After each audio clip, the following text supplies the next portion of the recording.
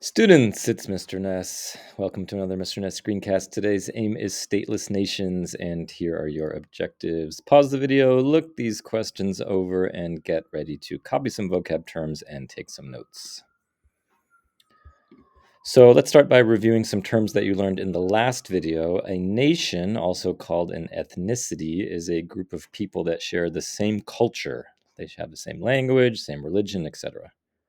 A state is a country, a piece of land controlled by a government.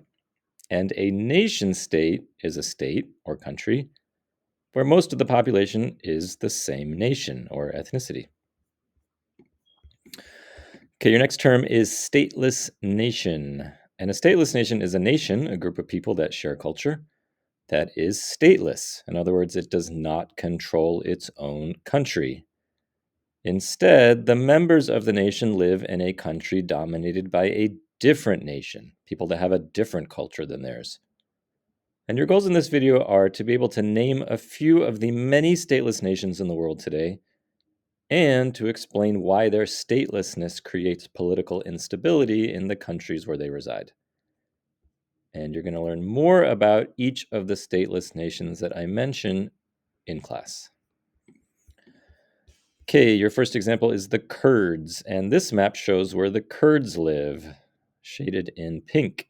The Kurds are spread out in several different countries, including Turkey, Syria, Iraq, and Iran.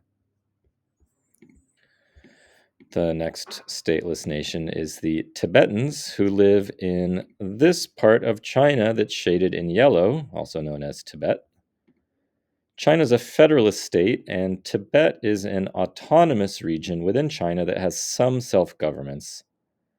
But Tibetans do not have full sovereignty over the territory where they live, because they're within a country dominated by a different ethnicity.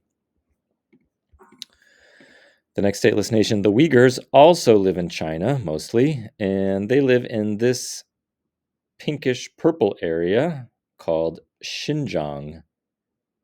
The Uyghurs speak a Turkic language that is not related to Mandarin, and sometimes this area of China, Xinjiang, is also called East Turkestan. Like Tibet, Xinjiang is an autonomous region with limited self-governance. Next are the Palestinians, who live within the country of Israel. And on this map, Palestinians are shown in green. And you can see that they are concentrated in two areas, one down here, which is the Gaza Strip, and then in this area, which is called the West Bank. As of 2024, Palestinians have some self-rule within the West Bank, but after the October 7th attacks, Israel has taken full control of the Gaza Strip. That's this part down here. Finally, the Catalans are one of a few stateless nations living within the country of Spain. This map shows languages in Spain, and Catalan speakers are shaded in orange.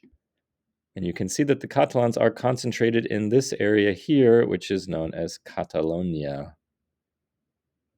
Like China, Spain is a federal state, and Catalonia does have some limited autonomy. Okay, now let's look at this question of why stateless nations can be a source of political instability. And the answer is that stateless nations often want what is known as self-determination, the ability to govern themselves. In other words, stateless nations would like to have independence and form their own country.